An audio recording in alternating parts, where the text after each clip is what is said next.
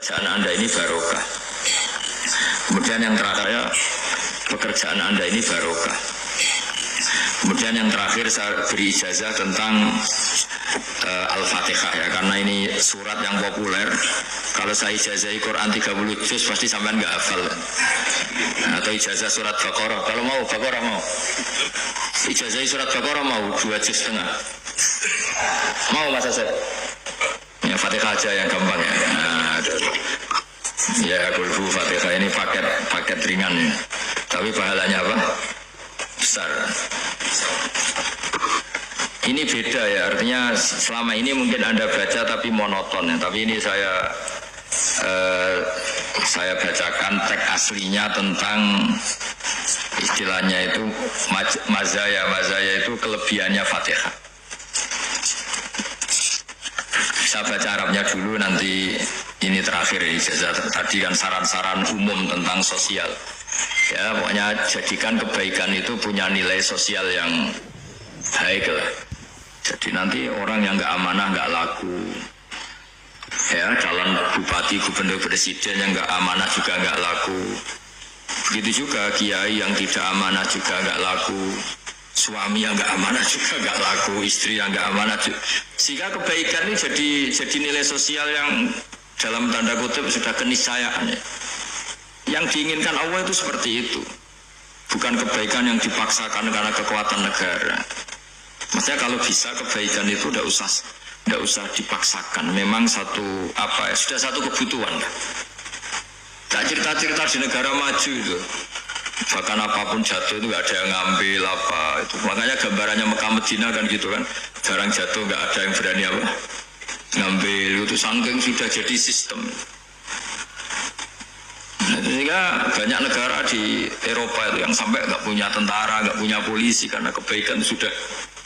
Nah kita kan masih capek, polisi aja capek, apalagi masyarakatnya, karena ya kebaikan itu belum jadi nilai apa bersama. Lah kita selain ditopang negara, ada polisi, ada tentara, itu kita usahakan kebaikan itu jadi nilai apa bersama. Ya, tadi wa tamiru bainakum bima'ruf. Dan kita punya reputasi yang bagus dalam bab ini. Saya masih ingat kecil saya itu yang jilbaban hanya keluarga kiai. Sekarang rata-rata masyarakat itu jilbaban. Dulu yang sekolah SMP, SMA itu jilbaban kadang dulu malah dilarang ya, harus sama seperti itu seragamnya. Sekarang sudah boleh. Dan nyaman, lama-lama yang dapat simpatik ya yang pakai pakaian model tertutup seperti itu. Lama-lama gamane cara wong golek mantu ya golek yang seperti itu daripada yang blodor. Lama-lama jadi nilai bersama. Ya ingin saya seperti itulah, di terminal juga sama.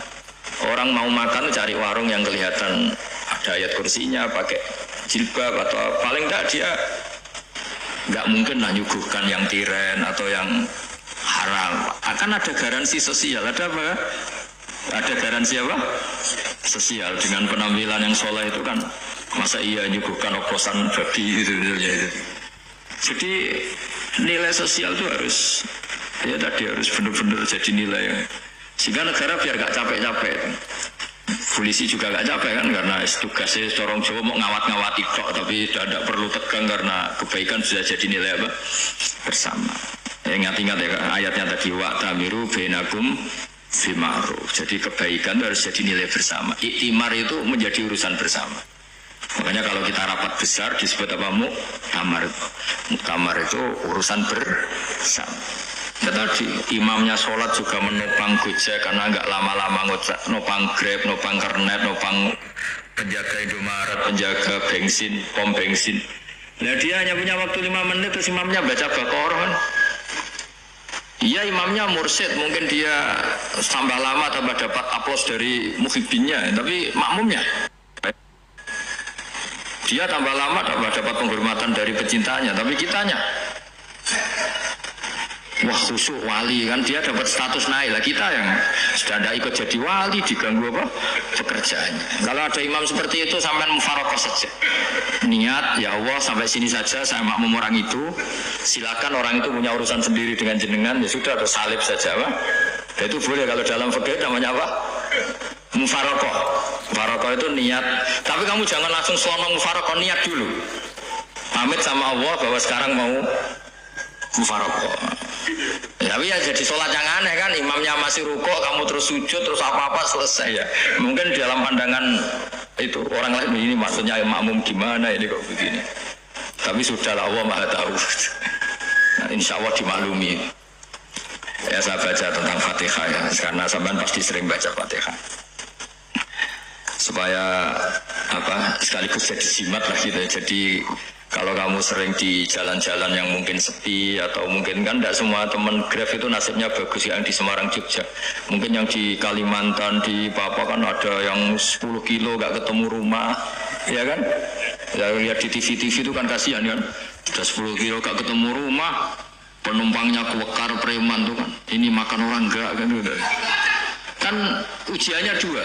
Kalau penumpangnya cantik itu ya kecoba syahwat, kalau preman takut. Jadi orang itu selalu ujian itu. Sing sedengan itu kan jarang orang itu. Jadi kalau penumpangnya perempuan cantik ujiannya itu syahwat, kalau preman ujiannya ketakutan. Kalau orang yang lemah bawa uang ujiannya kamu ingin garong. Jadi hidup itu memang semuanya ujian. Liyabluwakum ayyukum ahsanu amala. Makanya saya sering ditanya oleh teman-teman, Gus, nah ujiannya kenal wong wedok elek piye sama, kenal wong ayu ujiane syahwat, kenal wong elek ujiane ngenyek, itu sama-sama dosa. Syahwat ya dosa, ngenyek juga dosa. Elek keriting untune metu ya dosa ngomong gitu. Kadang-kadang orang berpikir enak kancanan wong elek gak dosa. Kata siapa kancanan wong elek itu ya dosa karena bawaannya ngenyek. Ngenyek itu menyepelekan itu. Makanya saya itu ya gak mau berteman sampean. Nanti kan bawaannya ngenyek atau seneng ya tidak tahu. Ya sudah ada takdir saja kalau ketemu ya tak ulang ngaji gitu. Tapi ini ngaji terakhir, setelah ini ngaji biasa aja, tidak usah resmi gini. Ngaji kok resmi aneh. Pokoknya nanti suatu saat kalau pandemi sudah berlalu saya akan ngaji Rebona. Ini ngaji. Ini ngaji yang kurang bagus karena ngatur kiai kurang berkah ini. Nanti ya lumayan lah masih mau ngaji. Ngaji kok tanggal ini jam ini. Sekarang suatu saat kamu tak panggil, Mas Wahyu datang ke sini jam ini, tidak mesti bisa. Mungkin pas ada acara apa, maaf ke sini pas ngecek, pas apa. Jadi ya sudah, tapi tak maafkan, enggak apa-apa. Takdir ya. Tak bacakan, supaya sampai tahu keramatnya Bismillah. Nah sebelum saya bacakan Bismillah Fatihah, tak beritahu tentang ilmu tafsirnya, karena ini penting sekali. Fatihah itu dawuhnya Allah, tentu itu dawuhnya Allah. Saya ulang lagi, itu kalam Allah. Tapi yang sudah diberikan kesampaian ke kita semua. Sehingga seakan-akan itu menjadi dawuhnya kita ke Allah. Jangan salah ya, Fatihah itu dawuh Allah, tapi sudah diberikan ke kita. Sehingga posisi kita itu yang punya itu.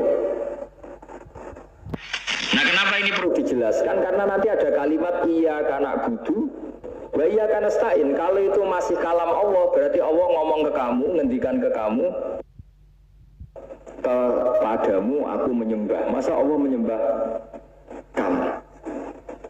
Nah sehingga ilmu tafsir itu menyelesaikan itu dulu ya. Saya ulang lagi ya, sebelum sampean sering baca Fatihah, aku yakin ya sering baca. Ini barokahnya tidak paham itu tidak pernah janggal. Enggak paham itu ya penting supaya tidak iskal, tidak janggal. Sebetulnya di kalimat itu ada yang janggal. Kalau Fatihah itu kalimatnya Allah atau kalam Allah, bagaimana dengan kata-kata iyyaka na'budu? Masa Allah ngendikan ke kita, kepadamu kami menyembah. Masa Allah menyembah kita? Maka penyelesaiannya secara ilmu tafsir gimana? Semua ulama mengatakan, bukan satu dua, semuanya mengatakan di Fatihah itu semuanya diberi kawalan kalimat. Saya ulang lagi ya, di Fatihah itu semuanya diberi awalan kalimat qulu, katakan wahai hambaku begini. Ya, katakan wahai hambaku begini. Nah, begini ini pelajaran dari Allah yang sudah diberikan ke kita. Terus kita mengatakan bismillahirrahmanirrahim, alhamdulillahirabbil, nah, termasuk kita mengatakan iyyaka na'budu wa iyyaka nasta'in. Jangan bayangkan Allah ngendikan ke kita. Kalau Allah ngendikan kita berarti gini, hei wahyu ihdinas siratal mustaqim, tunjukkan saya jalan yang benar. Nah nanti kamu terus, ya Allah Anda aja minta tolong saya minta tolong siapa kan, jadi panjang kan.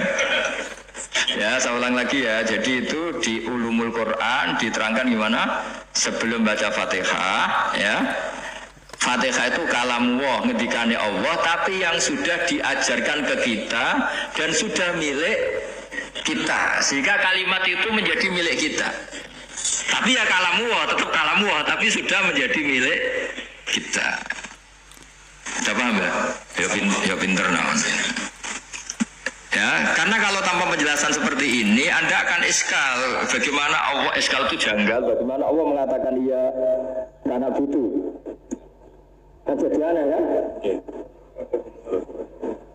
Ya, jadi tak jelaskan secara ilmiah ya. Jadi kata ulama-ulama tafsir, ayat-ayat Quran seperti ini sebetulnya dimulai dari kulu, apa? Meskipun nggak dilafatkan. Itu kan sama dengan qul huwallahu ahad Muhammad, katakan kalau Tuhan itu satu. Ya namanya Quran itu kan kalam Allah, membina nabinya, membina umatnya. Makanya dikatakan atau enggak, di sini tersembunyi kata qulu, katakan. Ya, jadi ya ibarat apa itu? Kamu ngajari anak kamu lah, panggil jenengan bapak kula. Itu maksudnya anak itu, kalimat itu kalimat kamu, tapi kamu ajarkan ke anak kamu. Terus anak kamu bilang, Pak jenengan bapak kula. Nah, ketika kamu mengatakan jenengan, bukan kamu mengatakan jenengan anakku, berarti anakmu itu bapakmu, kan lucu kan? Anak kamu ajari jenengan bapak kula. Kamu engkau bapak saya. Terus anak kamu mengulang, jenengan atau kamu bapak saya.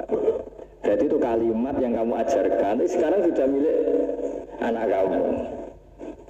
Kalau itu kalimat kamu kan lucu, masa anak kamu bilang bapak. Nah itu seperti itu. Jadi ulama memberi solusi atau jawaban iya karena abudu. Iya itu sebelumnya ada kata-kata kulu, katakan wahai hambaku, hubungan kamu dengan saya adalah katakan iya karena abudu wa iya karena nasta'in. Terus hubungan kamu dengan saya katakan juga dalam doamu ihdinas siratal mustaqim. Jelas ya, jadi itu kalam Allah yang sudah milik kita karena diajarkan Allah untuk kita. Dong ya? Ya dong, gak jelas ya. Tapi bagus, gak jelas itu bagus. Kalau kamu jelas